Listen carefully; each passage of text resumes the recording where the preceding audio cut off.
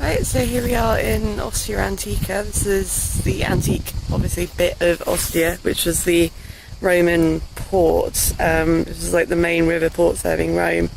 We've just gone through where the gate was.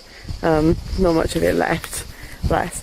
And the Decumanus Maximus, one of the two main roads that sort of form the middle of the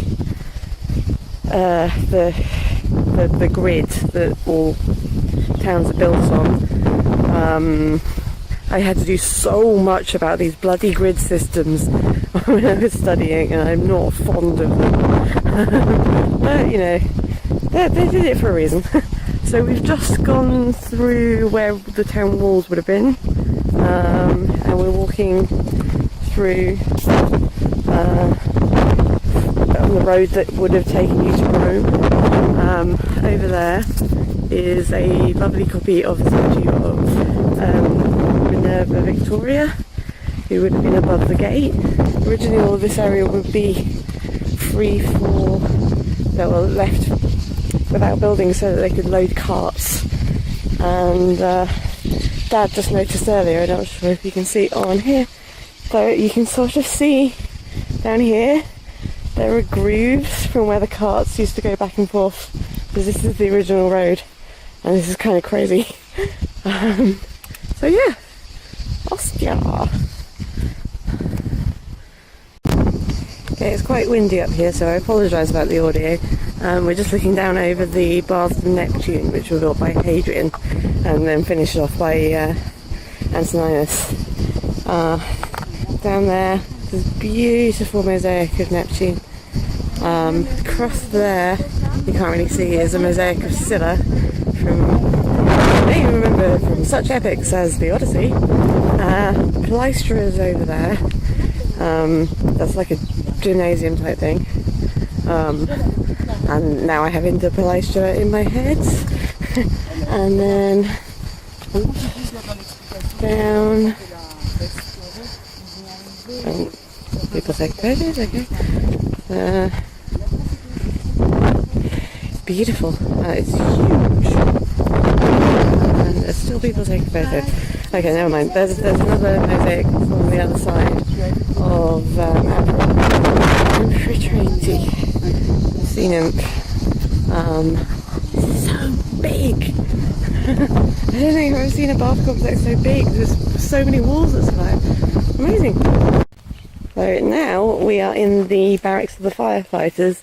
400 men would have lived and worked in here, or rather most of their work would have been outside where there's fires, but you know what I mean. But this is really cool. This is their own little internal imperial cult building. You have plinths here and up there for various emperors, but there's this fabulous mosaic which shows the preparations to sacrifice a bull. They've covered up a lot of it, but you can see the bull, hopefully you can see the bull down there with a chap leading it. And then there's another couple of guys here. One of them is playing a diabolus, the double pipe. This is so cool. So yeah, this is like a really big version of a household shrine. Their own mini firefighter temple, which is just so cool. This was built in the 3rd century, I think the guide said. So it's fairly recent. So most of the emperors' plinths that survive are later than the periods I really know very well. But still, this is really neat. And here we have the theatre. So only real difference between a Roman theatre and a Greek theatre is Greek theatres tend to be built into a mountain. This is just, you know, built up with rock, because bricks from rock. The Romans were into that. You have the remains of the Scene building, which is like the house where actors would either come in and out, or it would be painted to represent whatever play was going on. Behind there on the stage, they're clearly building for a production in a minute. This bit down here, this flat bit is called the orchestra. That's where the chorus would do their dances and their singing and whatever. There's a chorus. We're always like the key part of the play. They're kind of the original actors. And then obviously you have the seating up here. Apparently there would have been more seating higher up for the plebs, and then what we're looking at here at the bit right at the front is for the really hobnobby guys, and then aristocrats at the top or further up, and then right up to the very back you would have had shops. And if you believe Ovid, up there, or rather maybe further up, it's a really good place to pick up girls. It's just part of the reason that Ovid got kicked out of Rome. I like Ovid. So yeah, theatre. Can't remember what their side entrances are called. It might be called something different in Latin anyway. Oh well. I will look that up and put it on the screen. Aha, I'm clever. This is a big field, but this is a very important field. This is the site of the cult of Magna Mater, or Cybele, as she's also called. She was a really cool deity from Asia Minor, who became increasingly popular in Rome. There were periods where she was sort of an underground cult. There were periods where the Roman elite didn't like the cult very much, and I'll get onto why in a moment. So we've got some sort of cult buildings here, and down here, and this huge triangular space that goes right up next to the road now. And then down here, here is the temple to, which one's which? I think that's the one to Attis. Attis was an early semi-mythical member of the Cybele cult, who was sort of beloved of Cybele, but was accused of something or other, and to prove his devotion castrated himself with a broken pot and then died. So there's a group of there was a group of Sibylline followers called the Gallii, who, as part of their regalia, carried around broken pottery because they were trying to emulate Attis. They were quite weird. They wore bright yellow saffron-dyed robes. They were slightly effeminate. They played a lot of instruments. They weren't very popular in Rome.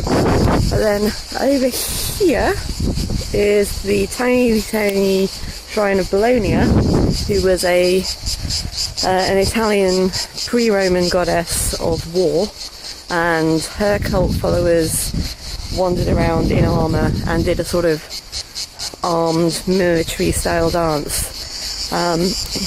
The other really cool thing that probably happened here in this wonderful huge field was the ritual of I think it's called Toroborum? Torobolim? I'll put it on the screen. It's been a while since I studied this.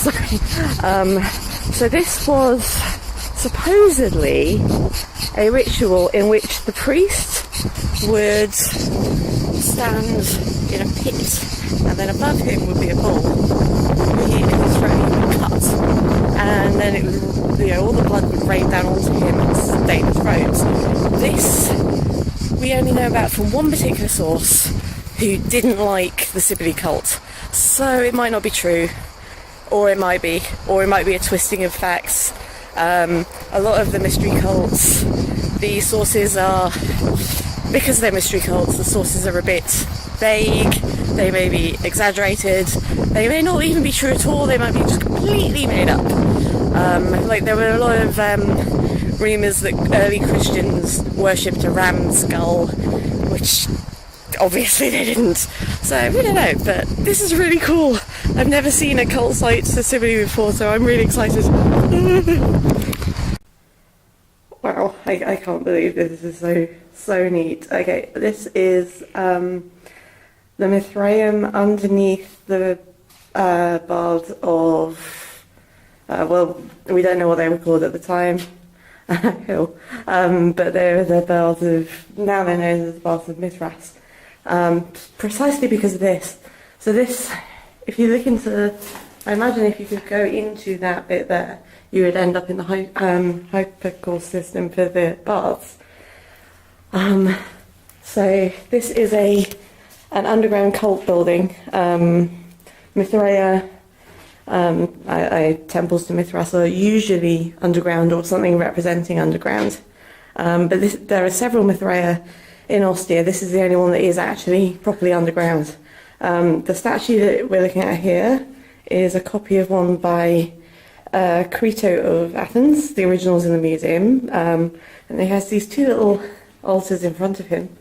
But it's just such a fabulous space because, like, to walk into it, you have to duck under this. So you're walking in, bowing to the god already. And the Mithras cult, you may have noticed by now that I'm really, really, really into Roman religions. The Mithras cult is really interesting because it's kind of monotheistic. Mithras himself was born from a rock, and it's a very odd, it's almost a very modern mystery cult because you end up with sort of weird hierarchy systems, a bit like the Masons. They have all these different names and symbols and things, so like as you go up in the order, you become, I think it's like bull, eagle, lion, bull, or something like that. It's really cool. I've never actually been inside a Mithraeum before, and I was just in that one, and this is amazing. So I'm so glad we went off the beaten track to find that, because that was magical.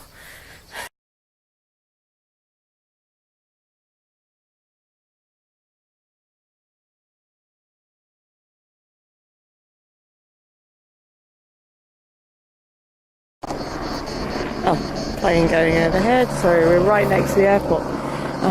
So this is the sort of Republican sacred area that survives.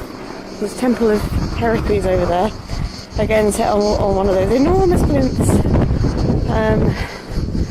His altar is there, and at the moment I'm standing just inside the pronaos of what is probably a temple to Asclepios, the goddess medicine. You've got the Cella in there. So originally we would have been under the pronaos portico, and then the actual temple itself is in there.